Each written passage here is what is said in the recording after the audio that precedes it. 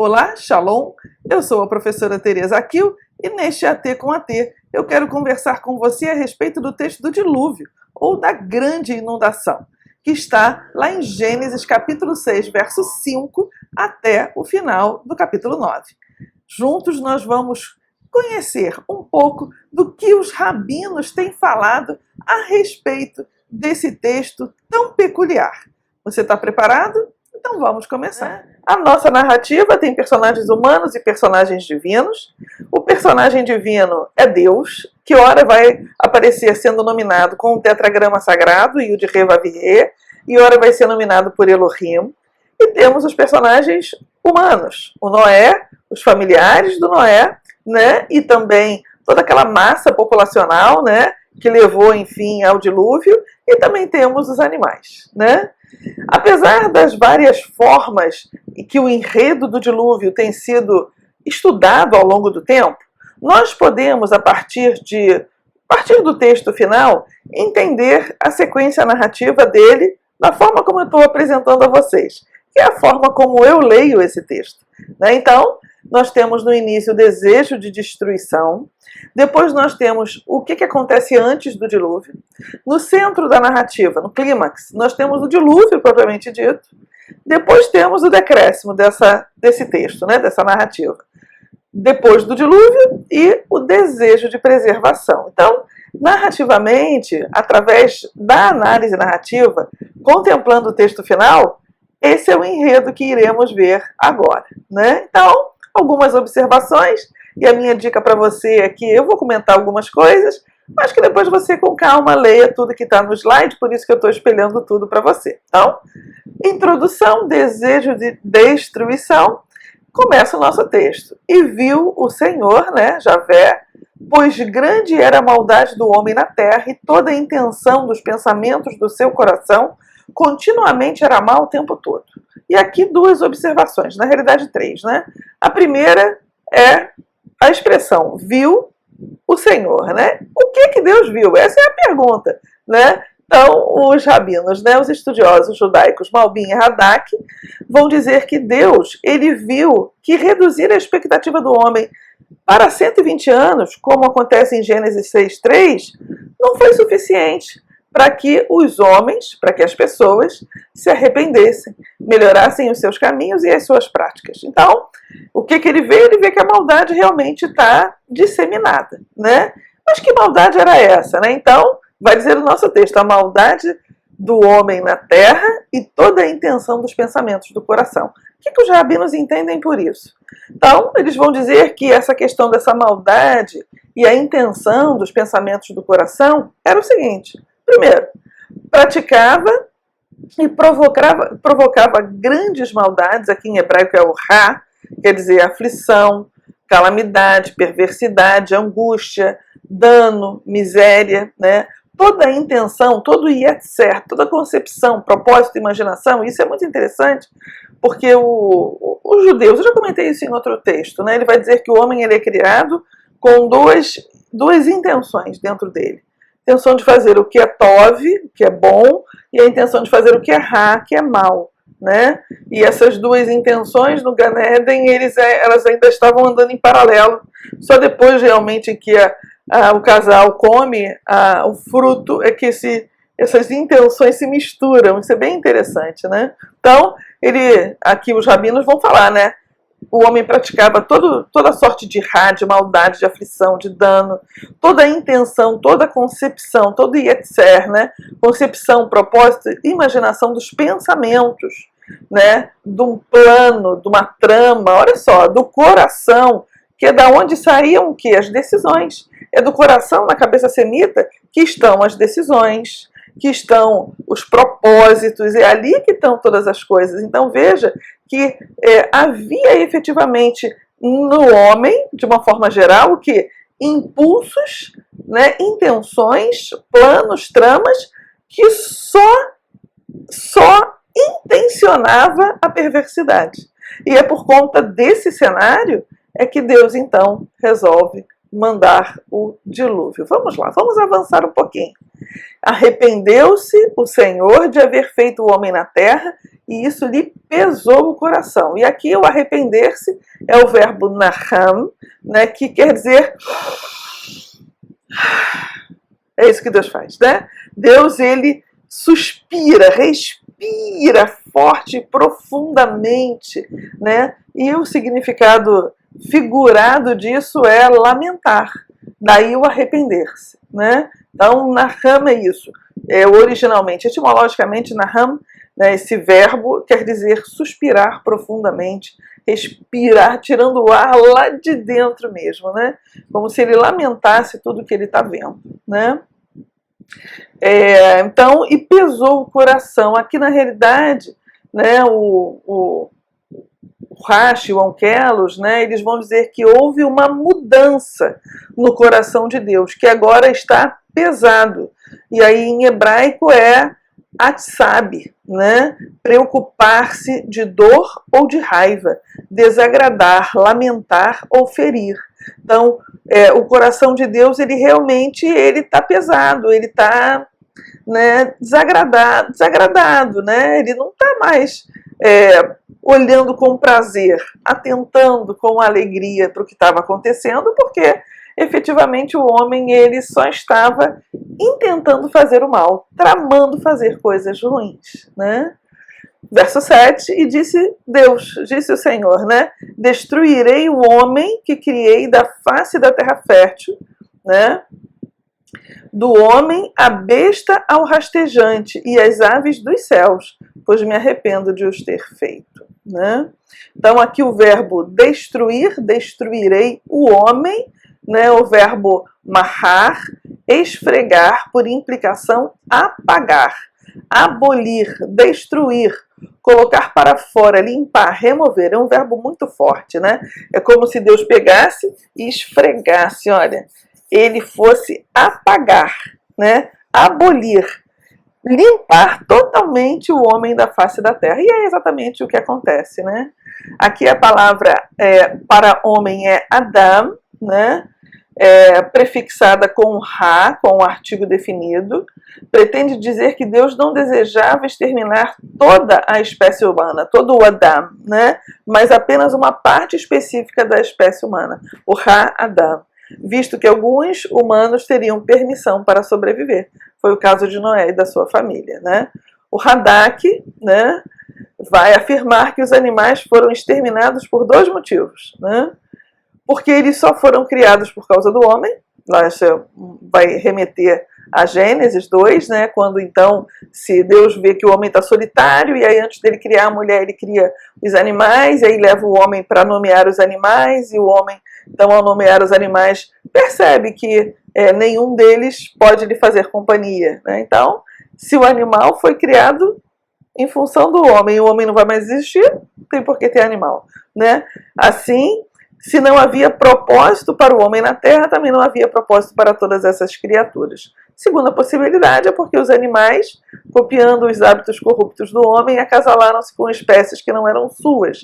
Aqui também é uma possibilidade de explicação, né? Porque quando Deus cria os animais, ele cria, lá em Gênesis 1, na cosmogonia, falando que eles deveriam cruzar com os do seu grupo, né? Não com espécies distintas. Então, duas possibilidades aqui de por que Deus vai estender essa destruição não só ao homem, mas também aos animais, né? E Noé achou graça aos olhos do Senhor. Noé achou Noé achou graça, achou um favor imerecido, infundado. Noé estava ali, ó, no meio daquela geração, né?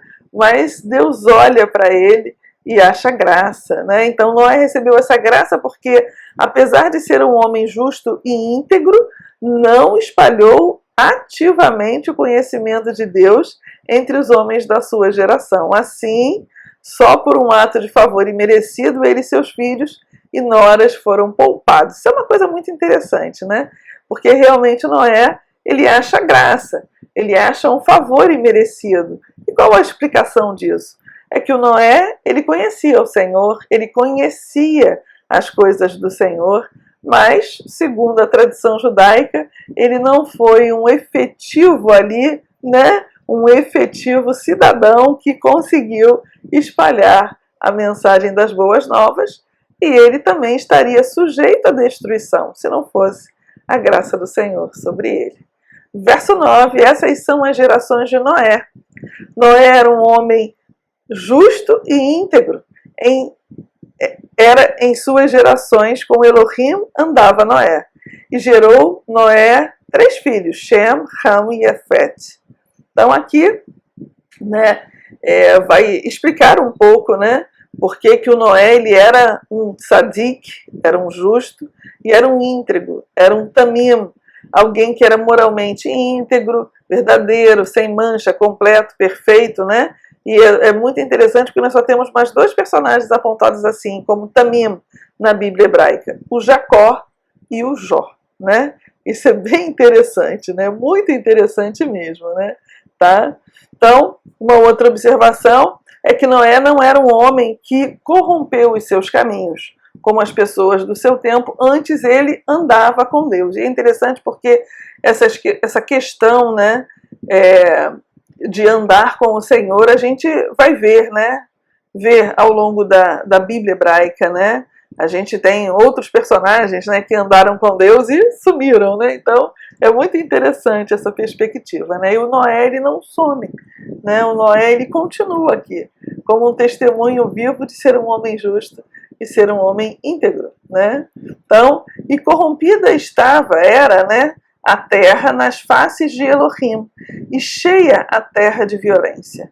E viu Elohim a terra, e eis que estava corrompida, pois corrompeu toda a carne seu caminho sobre a terra. E aqui, né, a terra estava corrompida, ou cheia de lascívia e idolatria, e alguns rabinos como Rashi, por exemplo, né, vão dizer que essas pessoas elas eram culpadas de 4 pecados. Primeiro, idolatria. Segundo, licenciosidade sexual, incluindo o incesto. Terceiro, assassinato. E quarto, violência. Então, percebe que os pecados que não são expostos aqui de forma clara, os rabinos eles começam então a apresentar, né, possíveis delitos que essas pessoas apresentavam, né? Outra observação, corrompeu toda a carne em seu caminho, né? Aqui o Rashi vai dizer que toda a carne aponta para o sentido literal, pois animais, feras e pássaros também corromperam seus caminhos ao se acasalarem com animais de outras espécies, né?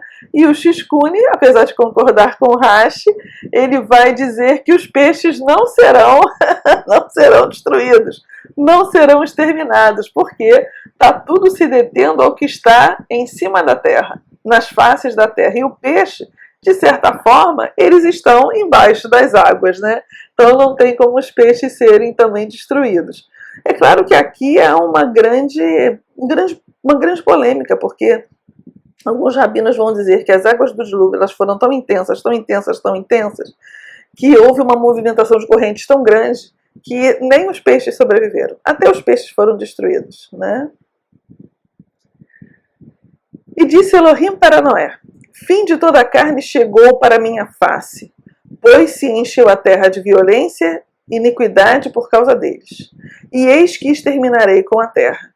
Faça para ti uma arca de madeira de cipreste, compartimentos farás na arca, e betumarás a ela por dentro e por fora com betume. Então aqui o Rashi, né, vai dizer que Deus realmente colocou fim, né, a toda a carne, onde quer que se encontre lascívia e idolatria. A punição existe um caráter indiscriminado, matando aqueles que fazem bem e mal, né? Já o esforno vai dizer que está cheia, a terra está cheia, né? Quando ele fala toda a carne chegou ao fim, né? Está cheia de crimes violentos, né? O Or HaShaim, crimes como o derramamento de sangue, incesto e idolatria, né? Então, aqui é realmente essa afirmação, né? A maldade era tanta que não tinha mais jeito, né? Madeira de cipreste. Por que a arca foi feita de madeira de cipreste, né? E aqui, então, o Shishkuni vai dizer que essa madeira, ela tem uma resina que produz enxofre, não é solúvel em água, né? E o Radak complementa dizendo que é uma madeira leve, uma madeira que flutua facilmente na água. Por isso que é uma madeira de cipreste, né?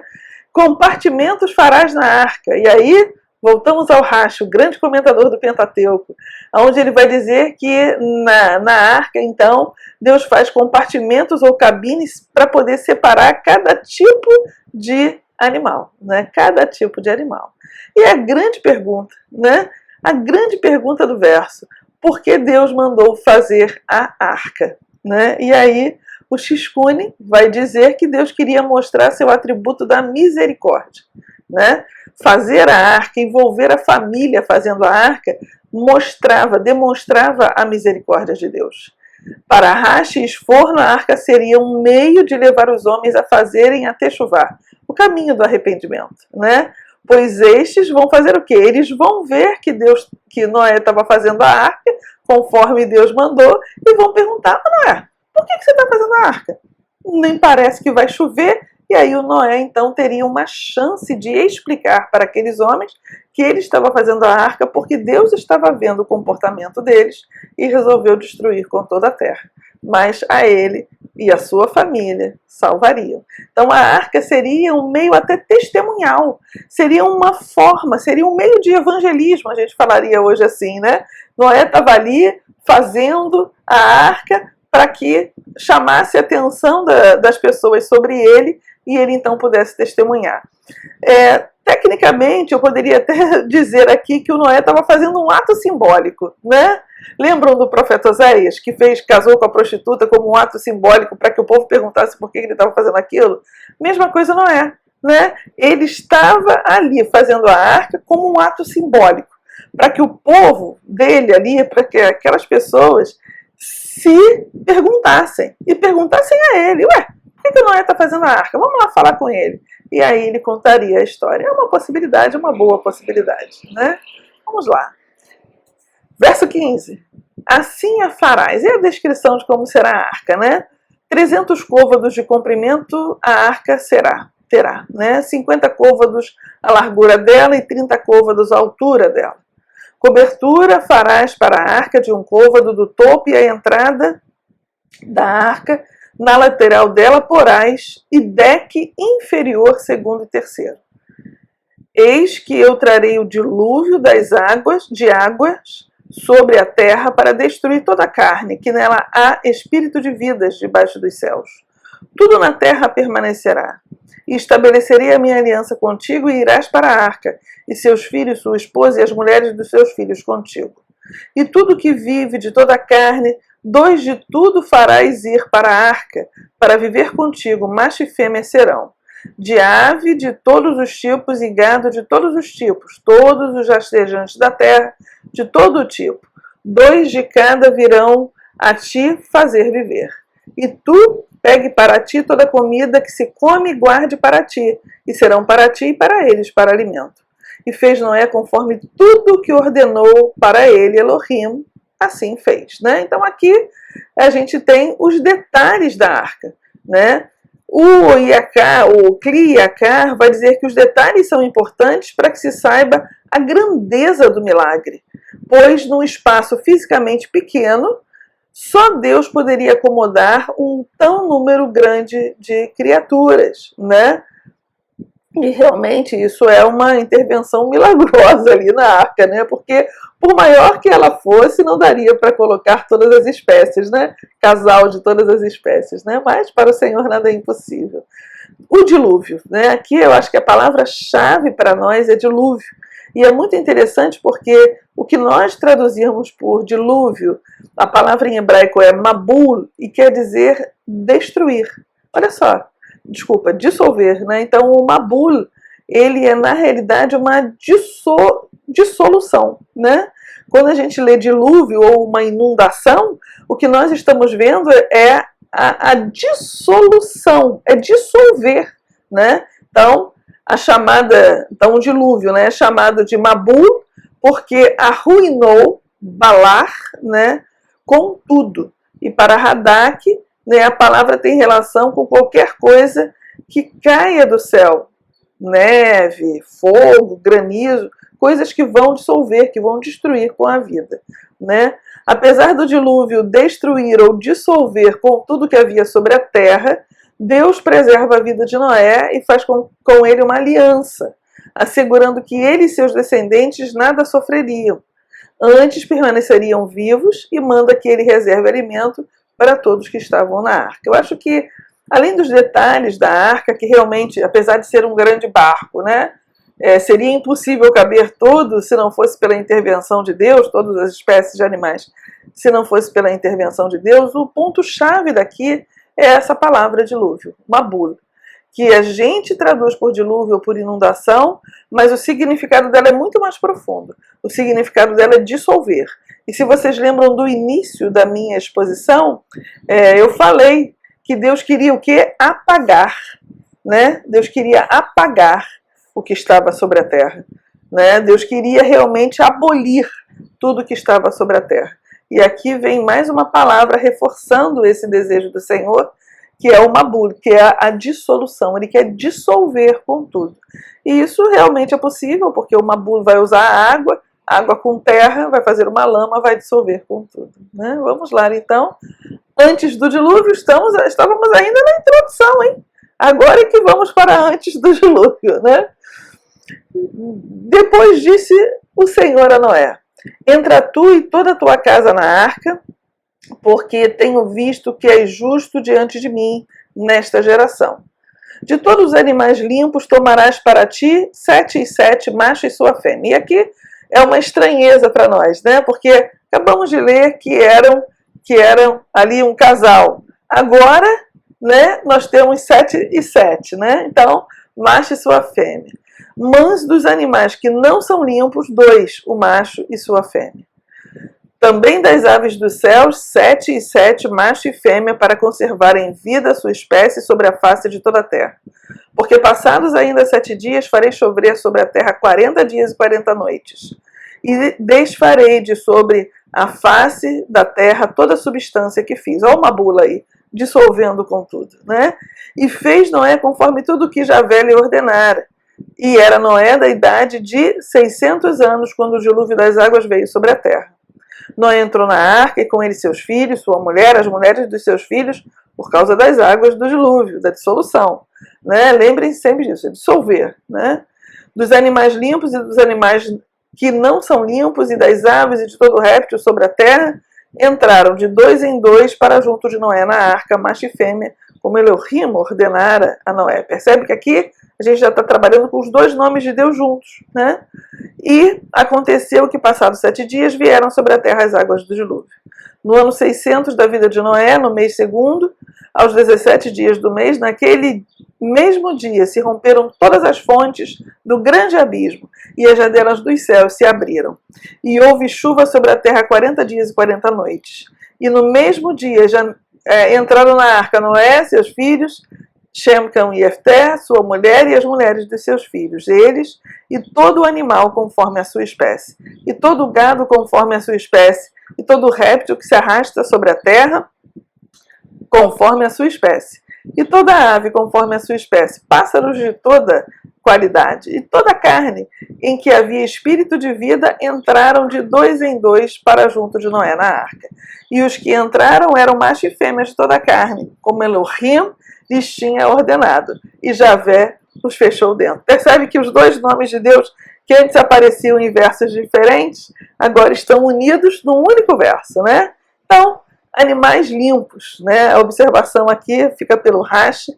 O animal limpo significa aquele gado que no futuro será permitido a Israel como puro, para fazer comida ou para sacrificar, né? Para esforno e barria, os animais deveriam ser limpos, puros, porque eram esses os aceitáveis como oferendas para Deus. Acabei de falar isso aqui. Já Shishkune eram as espécies que nunca tinham sido usadas como sacrifício para ídolos. Isso também é uma teoria muito interessante, né? Então, o animal limpo é aquele que é possível, tanto para a comida como para as ofertas, né? 7 e 7. 7 a gente sabe, né? Por que é 7, né? Para Rashi, é 7 porque é o número da perfeição, se você está começando por aqui hoje, né? Então, para Rashi e os demais rabinos acima, eram necessários 7 para que se pudesse oferecer alguns deles como sacrifício ao deixar a arca. Se é ímpar, sempre vai sobrar algum, né? Rabbeinu Barria destaca que há uma conotação mística para o número 7, que o nosso autor discute em conexão com o número 23,4, onde lemos sobre o número dos animais que Bilam, ofereceu antes dele esperar para amaldiçoar o povo judeu, coisa que ele nunca fez, né? Ele nunca proferiu maldição, né? Sempre palavras de Bilam são palavras de bênção para Israel. Mas é muito interessante, né? O 7 aqui como o número da perfeição, né? Como aquele número que mesmo que você use para se alimentar, ou que você use para sacrificar, vai sobrar sempre um casal, né? O dilúvio, chegamos ao centro da nossa narrativa. Então diz lá o nosso texto: o dilúvio continuou 40 dias na terra, e as águas aumentaram e elevaram a arca, de modo que ela se elevou acima da terra.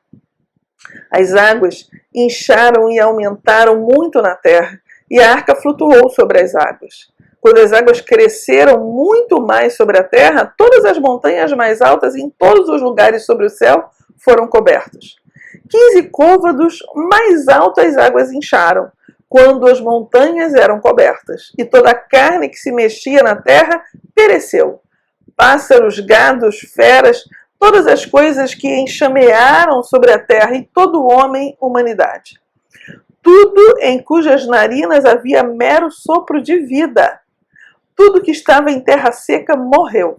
Toda existência na terra foi apagada, dissolvida, é uma bula, né? Homem, gado, coisas rastejantes e pássaros do céu.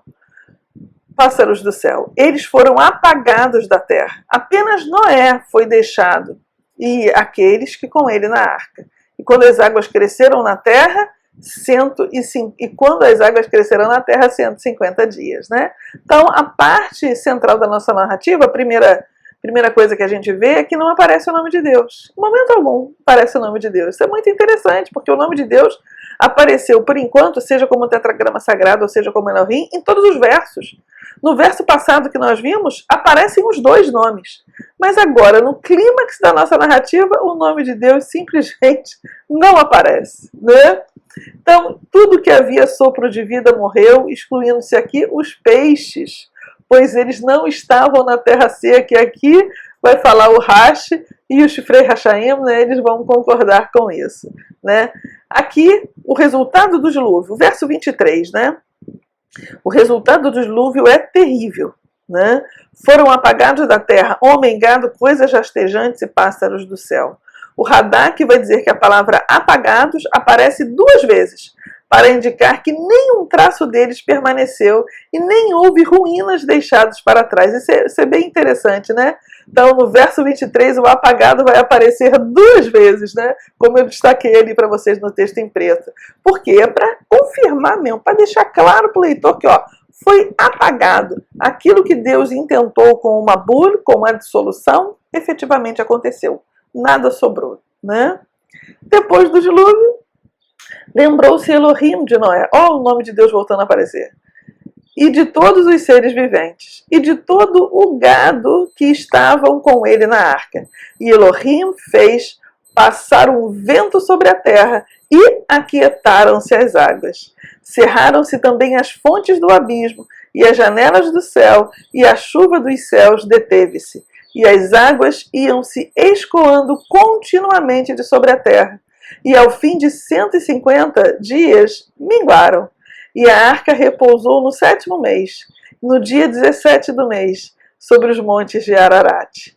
E foram as águas indo e minguando até o 10º mês. No décimo mês, no primeiro dia do mês, apareceram os cumes dos montes. Depois eu vou fazer um vídeo só sobre o monte Ararat. Mas, por enquanto, né, vamos comentar aqui que lembrou-se, né? Lembrou-se Elohim de Noé. Como é isso, né? Então, Noé era justo e íntegro, e Deus estabeleceu um pacto para salvar a ele e a sua descendência. Então, Deus se lembra. E o que Deus vai fazer, então? Ele vai fazer passar um vento sobre a terra, né? Ele vai passar um vento. E aqui a gente tem que lembrar desse vento, desse espírito, desse sopro, né? Lá de Gênesis capítulo 1, verso 2. Lembram?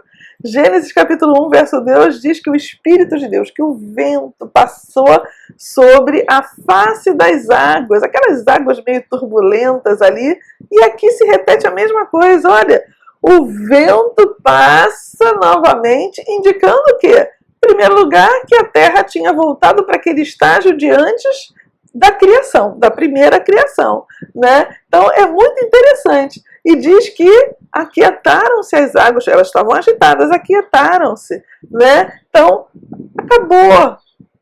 acabou a raiva de Deus, né? Esse mesmo verso, o shakak, né? Aquietar-se, ele é usado no texto de Esther, capítulo 7, verso 10, para falar, expressar o abrandamento da raiva do rei Assuero pela trama, né, que o Amã estava fazendo. Então percebe aqui que o vento, ele passa. Isso é muito legal, porque o vento passa, a raiva de Deus se acalma, né, e as águas começam o quê? A minguar. O verso 5 diz: e foram as águas indo e minguando. Então, depois que o vento passa, olha, já falei isso em outro texto, há uma mudança no cenário, há uma mudança na narrativa. E que mudança é essa? Uma nova criação que está surgindo. Uma nova criação agora que vai começar com um novo Adão, com Noé e seus filhos, né?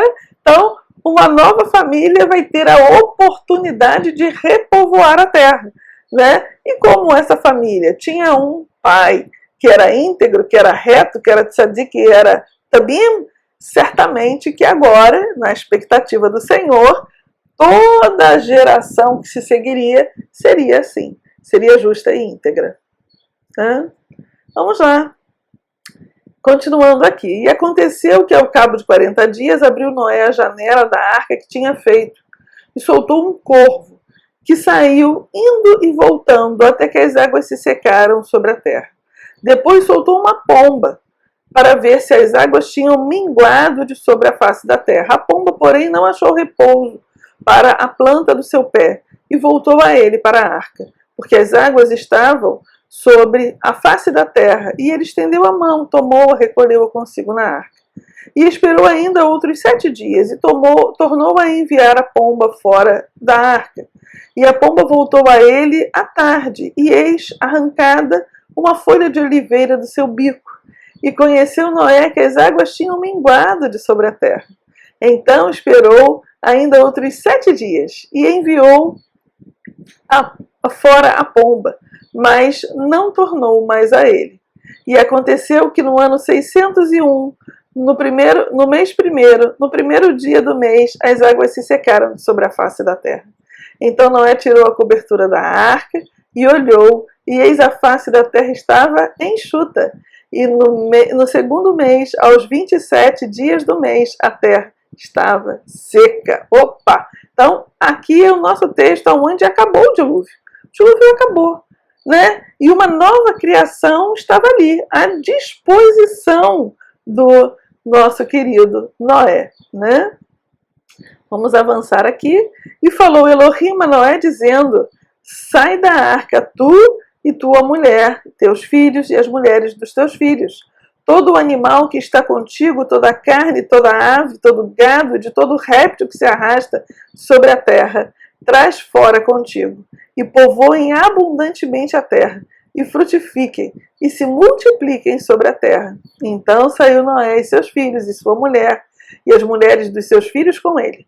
Todo animal, todo réptil e toda ave, tudo que se move sobre a terra, conforme suas famílias, saiu da arca. Então aqui é muito legal, porque vai ter entre os rabinos uma discussão, né, dizendo que dentro da arca ninguém fez sexo, né? Só agora, fora da arca, que tanto o homem como os animais poderiam se envolver sexualmente. O fato é que, se a gente lembrar bem do que o que aconteceu em Gênesis 1, é que após, né, a criação em si e a criação do próprio homem, a ordem foi essa. Quando os animais foram criados, quando o homem foi criado, frutificar, multiplicar e povoar a terra. Por quê? Porque a terra estava deserta, era necessário que uma nova criação acontecesse. Então, a mesma ordem que Deus dá em Gênesis 1, agora ele dá em Gênesis 6. E é bem interessante, né? Como que isso tudo vai se repetindo, mostrando para a gente que o dilúvio, ele realmente é uma nova criação, que ele é a segunda criação que Deus fez. Verso 20, edificou a Javé Noé um altar, e tomou de todo animal limpo, e de toda ave limpa, e ofereceu holocausto sobre o altar. E sentiu Javé o cheiro suave, e Javé disse no seu coração: não tornarei mais a amaldiçoar a terra por causa do homem, porque a imaginação do coração do homem é má desde a sua meninice. Nem tornarei mais a ferir todo vivente como fiz. Enquanto a terra durar, sementeira e cega, frio e calor, verão e inverno, noite e dia, não cessarão. Então, edificou a Javé, Noé, um altar. Então, aqui, né, não tem nem como a gente não pensar nisso, né? O Barria vai dizer que Noé desejava se elevar espiritualmente por meio dos sacrifícios, né? Então, o Noé, ele realmente, poxa, foi um favor imerecido que eu recebi. Eu sobrevivi ao dilúvio. A primeira coisa que ele vai fazer é edificar um altar e adorar ao Senhor, né? E aqui a fala de Deus é o outro destaque. Não tornarei mais a amaldiçoar a terra por causa do homem, né? A promessa de Deus nos mostra que ele se sentia novamente encorajado com a espécie humana. Deus era consciente de que o homem era mau. Deus era consciente de que o homem, ele era falho, em princípio, falho, né? Mas ele tinha a esperança de que, né, uma coisa boa aconteceria agora, né? Já que o Noé, ele foi alcançado pelo favor de Deus porque ele era justo e íntegro.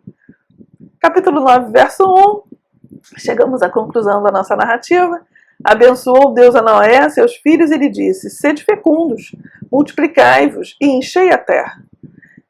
Pavor e medo de vós virão sobre todos os animais da terra e sobre todas as aves dos céus. Tudo que se move sobre a terra e todos os peixes do mar das vossas mãos serão entregues. Tudo que se move e vive ser-vos-á por alimento. Como vos dei a erva verde, tudo vos dou agora. Carne, porém, com vida, isto é, com seu sangue, não comereis. Certamente requererei o vosso sangue e o sangue da vossa vida.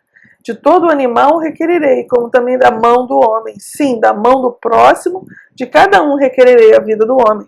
Se alguém derramar o sangue do homem, pelo homem se derramará o seu. Porque Deus fez o homem segundo a sua imagem. Mas sede fecundos, multiplicai-vos, povoai a terra e multiplicai-vos nela. Então aqui, né, a primeira observação, pavor e medo, né, esse medo por ter encontrado como algo ligado ao fato do homem ser regente da criação, ter domínio sobre todas as criaturas, né? Então, na realidade, lá em Gênesis 1 a gente vê isso, né? O homem, ele é o regente, ele é o representante de Deus aqui. E essa frase aqui no final do texto do dilúvio vem reafirmar, né, exatamente essa posição. Para o judaísmo, Gênesis 9, de 1 a 7, em Gênesis 9, de 1 a 7, Deus estabelece as 7 leis de Noé, ou a Brit Noá, né? Os seguintes mandamentos foram ordenados a Noé depois do dilúvio. Primeiro, não cometer idolatria. Segundo, não blasfemar. Terceiro, não cometer homicídio. Quarto, não roubar. 5. Não cometer adultério e não manter relações sexuais incestuosas. 6. Não molestar os animais ingerindo um órgão retirado em vida. E 7. Estabelecer tribunais. É claro que isso aqui é uma coisa muito além do texto bíblico, né? É uma perspectiva judaica, é um apontamento judaico. Isso não tem, vamos dizer assim, uma ipsis literis expressa, um ipsis literis expresso eco no texto bíblico, tá? Isso é uma coisa da tradição judaica, mas é interessante, principalmente o número 5, não cometer adultério e não manter relações incestuosas, porque daqui a pouco a gente vai ter que contar o que acontece quando Noé sai da arca, né? Então, vamos lá. E falou Elohim a Noé e a seus filhos com ele, dizendo: eu, eis que estabeleço a minha aliança convosco, com a vossa descendência depois de vós, com toda a alma vivente que convosco está, de aves, de gado, de todo animal da terra convosco, com todos que saíram da arca até o animal da terra.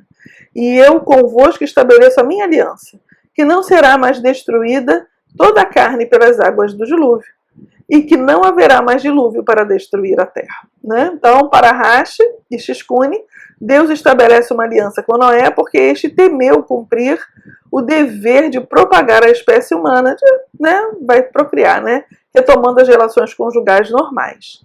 E que até que Deus lhe prometesse que não destruiria novamente o mundo. Né? No verso 11, eu convosco estabeleço a minha aliança, né? O Xiscune, ele vai dizer que o verso repete a promessa para reafirmar que mesmo se a raça humana fosse novamente culpada de conduta semelhante que causou o dilúvio, a aliança impediria, então, que Deus destruísse com toda a terra. E realmente isso não vai mais acontecer, né? Pelo menos no Antigo Testamento isso não aconteceu. Verso 12 até o verso 17, e disse Elohim, este é o sinal da aliança que ponho entre mim e vós, e entre toda a alma vivente que está convosco, por gerações eternas. O meu arco tenho posto nas nuvens, este será por sinal da aliança entre mim e a terra. Acontecerá que quando eu trouxer nuvens sobre a terra, aparecerá um arco nas nuvens. Então me lembrarei da minha aliança que está entre mim e vós, e entre toda a alma vivente de toda a carne, e as águas não se tornarão mais em dilúvio para destruir toda a carne. E estará o arco nas nuvens, e eu o verei para me lembrar da aliança eterna entre Elohim e toda a alma vivente de toda a carne, que está sobre a terra. E disse Elohim a Noé, este é o sinal da aliança que tenho estabelecido entre mim e toda a carne que está sobre a terra. Então, aqui a gente vê o que? Com o meu arco, é a confirmação do convênio, né? O arco, né? Aquele arco, né? Os rabinos creem que o arco, que a gente chama de arco-íris, né? Mas aqui esse é um arco, não estava na nuvem desde a criação, né? Mas agora Deus faz um novo ato de criação para fazer um arco no céu.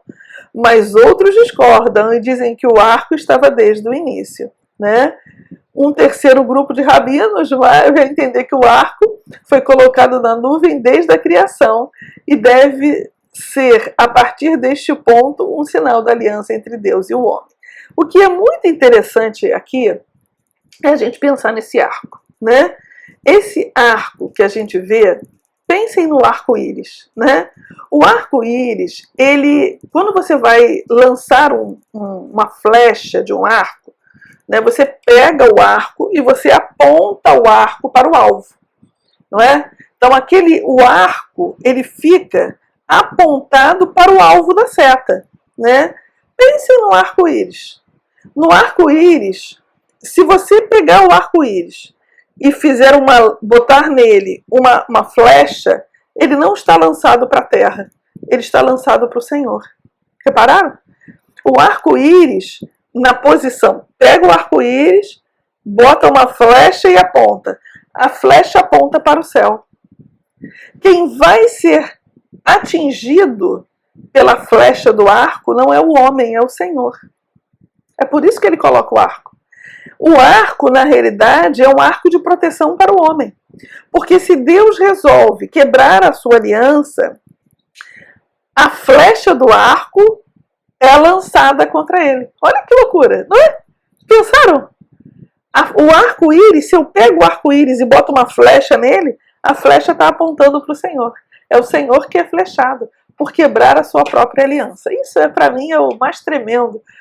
Tem toda essa discussão, onde é que estava o arco, foi botado antes da criação, não foi e tudo, mas o mais interessante é para onde que a flecha que é colocada no arco aponta. A flecha aponta para o Senhor, que seria atingido caso ele quebrasse a aliança e destruísse novamente a terra pela água. Vamos lá. E os filhos de Noé, verso 18 e 19, fechamos nossa narrativa, e os filhos de Noé que da arca saíram foram Sem, Cão e Jafé, né? Shem, Cam e Jafté, né? Cão é o pai de Canaã. E estes três foram os filhos de Noé, e destes se povoou toda a terra. Rashi se pergunta, por que era necessário mencionar que Cão é o pai de Canaã? Porque a seção seguinte lida com o relato da embriaguez de Noé, porque Cão pecou e por meio dele Canaã foi amaldiçoado. E é muito interessante esse texto e essa discussão, né? Porque realmente existem duas posições aqui. Alguns dizem que o Cam e Canaã estavam juntos descobrindo a nudez do pai, tá? Então, mas a gente vai ainda comentar isso. E como as gerações de Cã ainda não foram mencionadas, não saberíamos que Canaã era seu filho, etc. e tal, né? A frase é mencionada, vai dizer o Radak, como pano de fundo para a história de Noé e do vinho. O esforno vai dizer que Canaã era famoso por sua maldade e Cão era semelhante em caráter. Portanto, ele foi o pai de Canaã, tanto no sentido espiritual como no sentido biológico, né? E aqui, o verso 19, fechando o nosso texto, o esforno, ele vai então ressaltar que toda a população da terra remonta a esses 3 filhos de Noé, né? Pois Deus abençoou a todos, mesmo que um deles fosse mau. E isso é muito interessante, né? Queria destacar aqui 2 mensagens vivas do nosso texto. Primeiro, um homem sem limites é propenso à destruição. Em Gênesis 6:9, o homem não tem limites e parâmetros sociais e espirituais aceitáveis, pois seu coração está repleto de má inclinação, por isso Deus resolveu recomeçar toda a sua criação.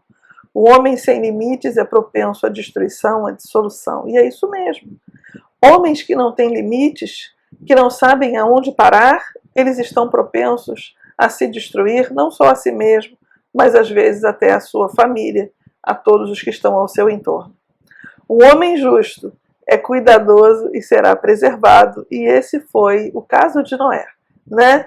O Noé, ele era um tzadik, Noé, ele era um tamim, e por conta disso, ele e toda a sua casa foi preservado. Deus deu, como eu digo no final, a Noé a oportunidade de participar da salvação de toda, né, de parte da criação, construindo a arca, entrando nela e servindo como zelador de toda a criação. Esse foi o Noé. Noé foi um homem íntegro. Você acha que ele não teve medo? Claro que ele teve.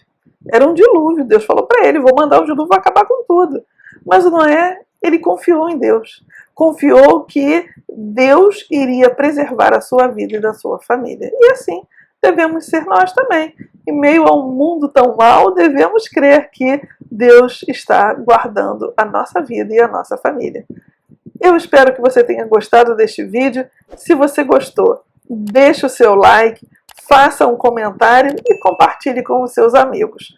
Um abraço e até o nosso próximo AT com AT.